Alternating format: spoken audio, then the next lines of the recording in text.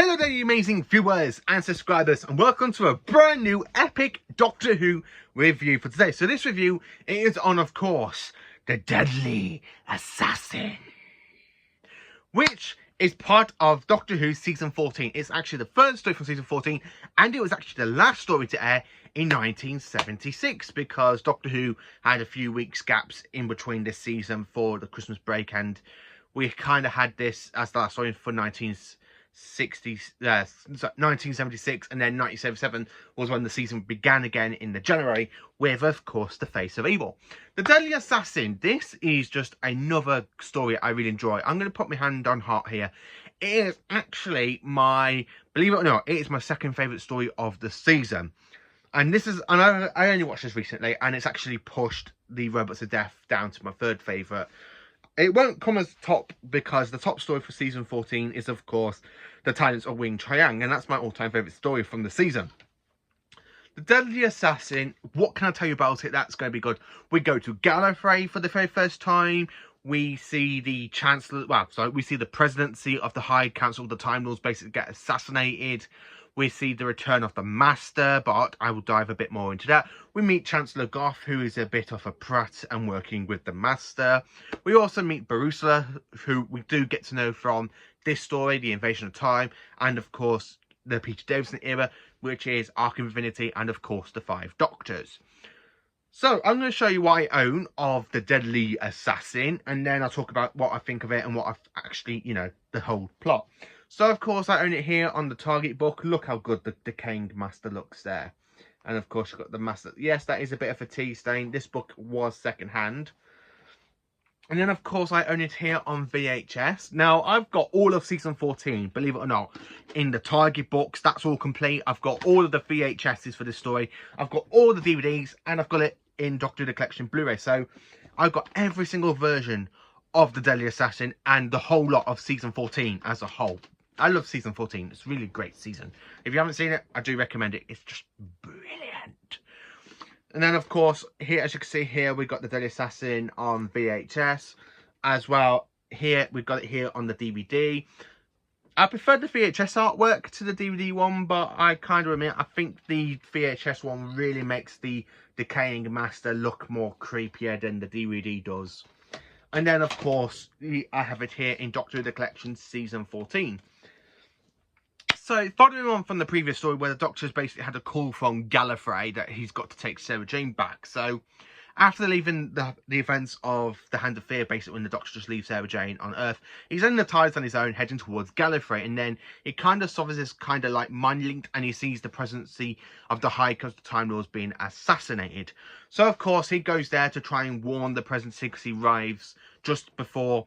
And, of course, you've got the Chancellery Guards basically chasing after the Doctor. And the Doctor's there taking his costume off. And he's just there wearing his, like, white shirt and creeping down to the Capricorn of the Time Lords. And then, of course, the TARDIS does get teleported into the Gallifrey Museum because the TARDIS is actually a Type 40 capsule. It's a TT capsule. It's a TT capsule Type 40. So he gets transmitted aboard down to this down to where they kind of have all these old costumes for the High Council of Time Lords and stuff. And the Doctor basically, because he does back himself into the TARDIS, and of course you do have the Master going, predictable as ever there, Doctor. I really do enjoy that bit. It really is creepy the way you see the decaying Master in this episode. Also, we see the Doctor with Barusula, and basically the Barusula and this other Time Lord there talking to the Doctor. And of course, the Doctor finds out he's got to go into the Matrix to try and fight the Master, which basically isn't really the Master, because the person he is fighting in the actual Time Lord Matrix is Chancellor Goff, and Chancellor Goff is doing the Master's dirty work. There is a reason for this, because Chancellor Goff received a distress call from the Master onto the planet Tursurus, and basically picking up the Master's remains, taking him back to Gallifrey, which basically just set up the whole plot with the Master needing the Eye of Harmony to rebuild himself. And it goes completely wrong with the interference of the Fourth Doctor.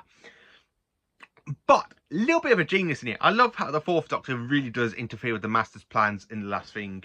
I do like the way how the Doctor and Chancellor Goff are there in the Matrix, having this big, massive battle from the little bits of part 2, all of part 3, and then part 4 is basically you know, we come to an end of it in part 4, where basically we get to that point where the Doctor's like basically being drowned in part 2.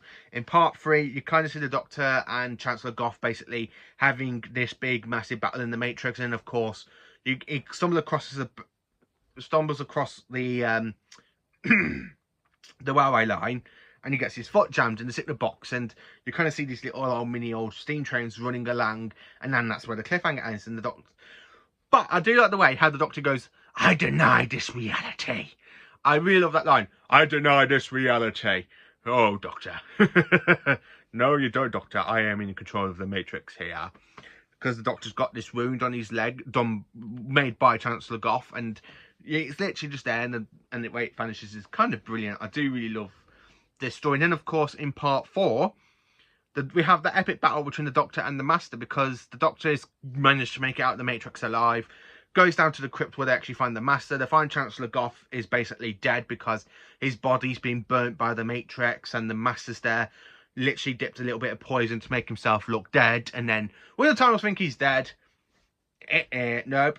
The Master comes back to life technically, steals the rod of Rassilon and the stash of Rassilon, and trying to turn on the Matrix of Gallifrey to make himself be renewed. The Master is, as I said, is in his decaying form here. He's dying, he wants to survive, and the only way to do that apparently is by having the Eye of Harmony's power. But there again, the Master is dying in quite a few stories, especially like Incubo Tarkin, and he jumps into Trimus's body.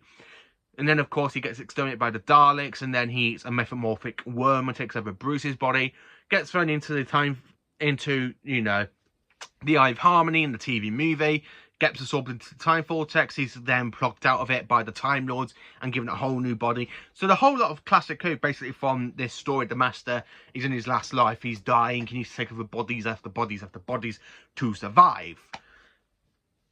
I really do enjoy the story, because I do love that ending. Because when you see the Doctor leaving Gallifrey in his TARDIS, and the 2 times they're going, "Look," and the Master just there eventually goes, "I hope the universe is big enough for the 2 of them." I really do enjoy The Deadly Assassin. If I was going to rate this one, it's definitely a 10 out of 10 out of season 14. I really do enjoy this one. I know another sci-fi guy has a few issues with this story. I understand why he's got issues with it. But for me, I absolutely do enjoy this story. The Deadly Assassin, it's brilliant. It's just fantastic. I really like the Decaying Master, Peter Pratt. I really like him, but I still prefer Jeffrey Beavers over to Peter Pratt. But I actually do like this version of the Master. So let me know in the comments, what do you think of The Deadly Assassin? Is it one that you enjoy? Is it not one that you do not enjoy? Let me know in the comments. Please do like, subscribe, and share, and join for more awesome Doctor Who content. Have a cracking day, you amazing viewers and subscribers.